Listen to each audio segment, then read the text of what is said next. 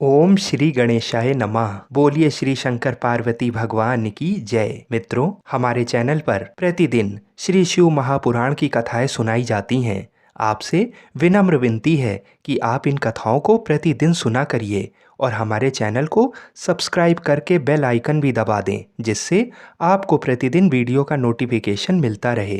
तो आइए भगवान शिव और माता पार्वती के चरणों का ध्यान करते हुए आज की इस कथा को सुनते हैं। सूत जी कहते हैं, महर्षियों, भगवान श्री हरि के अंतर्ध्यान हो जाने पर मुनि श्रेष्ठ नारद जी शिवलिंगों का भक्ति पूर्वक दर्शन करते हुए पृथ्वी पर विचरने लगे।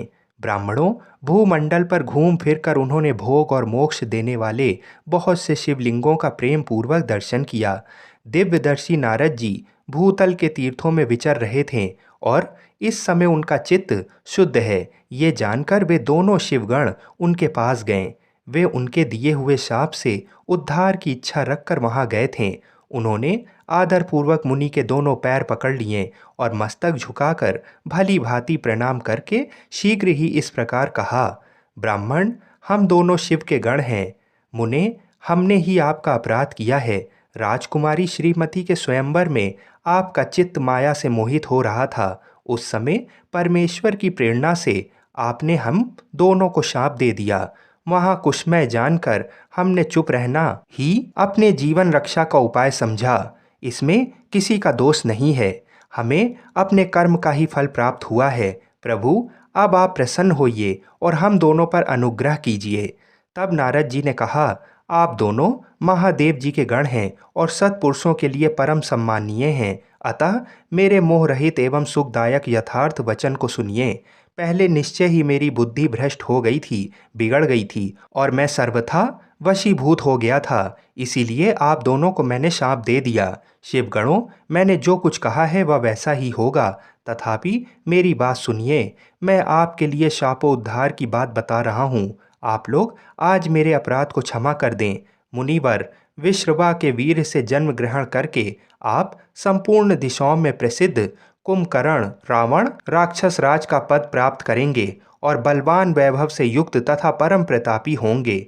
समस्त ब्रह्मांड के राजा होकर शिव भक्त एवं जितेंद्रिय होंगे और शिव के ही दूसरे स्वरूप श्री विष्णु के हाथों मृत्यु पाकर फिर अपने पद पर प्रतिष्ठित हो जाएंगे। सूत जी कहते हैं, महर्षियों, महात्मा नारद मुनि की ये बात सुनकर वे दोनों शिवगण प्रसन्न हो सानंद अपने स्थान को लौट गए। श्री नारद जी भी अत्यंत आनंदित हो अनन्य भाव से भगवान शिव का ध्यान तथा शिव तीर्थों का दर्शन करते हुए बारंबार भूमंडल में विचरने लगे। अंत में वे सबके ऊपर विराजमान शिव प्रिया काशीपुरी में गए, जो शिव स्वरूपिणी एवं शिव को सुख देने वाली है। काशीपुरी का दर्शन करके नारद जी कृतार्थ हो गए। उन्होंने भगवान काशीनाथ का दर्शन किया और परम प्रेम एवं परम आनंद से युक्त हो उनकी पूजा की। काशी का सानंद सेवन करके वे मुनि श्रेष्ठ कृतार्थता का अनुभव करने लगे और प्रेम से विवहल हो उसका नमन वर्णन तथा स्मरण करते हुए ब्रह्मलोक को गए। निरंतर शिव का स्मरण करने से उनकी बुद्धि शुद्ध हो गई थी। वहां पहुंचकर शिव तत्व का विशेष रूप से ज्ञान प्राप्त करने की इच्छा से नारद जी ने ब्रह्मा जी को भक्ति पूर्वक नमस्कार किया और नाना प्रकार के स्तोत्रों द्वारा उनकी स्तुति करके उनसे शिव तत्व के विषय में पूछा। उस समय नारद जी का हृदय भगवान शंकर के प्रति भक्ति भावना से परिपूर्ण था। नारद जी बोले, ब्राह्मण, पर ब्रह्म परमात्मा के स्वरूप को जानने वाले पितामह जगत प्रभु, आपके कृपा प्रसाद से मैंने भगवान विष्णु के उत्तम महात्म्य का पूर्णता ज्ञान प्राप्त किया है। भक्ति मार्ग, ज्ञान मार्ग, अत्यंत दुस्तर तपो मार्ग, दान मार्ग तथा तीर्थ मार्ग का भी वर्णन सुना है, परंतु शिव तत्व का ज्ञान मुझे अभी तक नहीं हुआ है।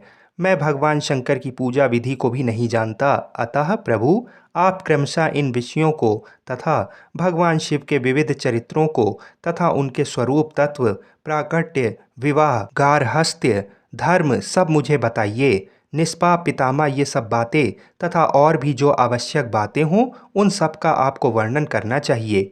प्रजानाथ शिव और शिवा के आविर्भाव एवं विवाह का प्रसंग विशेष रूप से कहिए तथा कार्तिकेय की जन्म की कथा भी मुझे सुनाइए। प्रभु, पहले बहुत लोगों से मैंने ये बातें सुनी हैं, किंतु तृप्त नहीं हो सका हूँ। इसलिए आपकी शरण में आया हूँ, आप मुझ पर कृपा कीजिए। अपने पुत्र नारद की ये बात सुनकर लोक पितामह ब्रह्मा वहाँ इस प्रकार बोले। आगे की कथा भी बहुत रोचक है। आगे की कथा को सुनने के लिए हमारे चैनल को अवश्य सब्सक्राइब करें। अगला भाग कल के एपिसोड में सुनाया जाएगा। हर हर महादेव।